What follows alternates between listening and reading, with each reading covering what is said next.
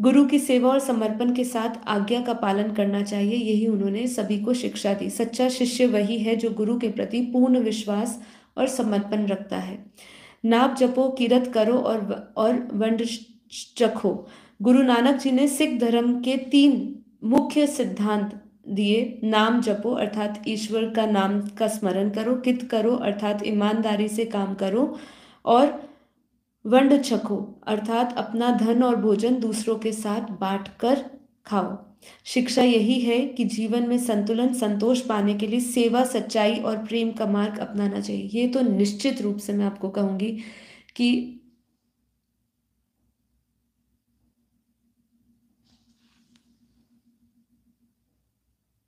हाँ, तो मैं निश्चित रूप से ये कहूंगी कि देखिए, संतुलन और संतोष ये दोनों आपको अगर पाना है तो आपके अंदर एक सेवा भाव, विश्व कल्याण का भाव जरूर होना चाहिए, तभी आपको जीवन में संतोष मिलेगा।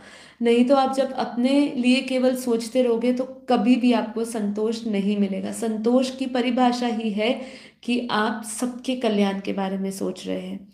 ब्रह्म ज्ञान की शक्ति, गुरु नानक देव जी ने कई बार कहा कि सच्चा ज्ञान वही है जो आत्मा को प्रकाशमान करे।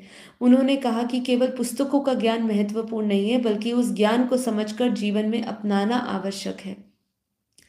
ज्ञान को समझना और उसे जीवन में आत्मसात करना आवश्यक है। केवल पढ़ने से कुछ नहीं होगा, बल्कि उसे आत्मा के स्तर पर जानना चाहिए।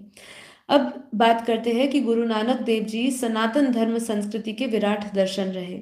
हमारी सनातन संस्कृति की कई विशेषता रही है कि जीवन दर्शन में स्थूल एवं सूक्ष्म की व्याख्या करने के लिए भौतिक ही नहीं बल्कि संपूर्ण सृष्टि की आध्यात्मिक उन्नति का पथ प्रशस्त किया है। इन्हीं तारतम्यों में, मतलब जोड़ मेल में, विराट सनातन संस्कृति की गोद में जैन और बौद्ध पंथ के का प्रादुर्भाव होने के साथ साथ सिख पंथ की ज्योति का को आलोकित किया है।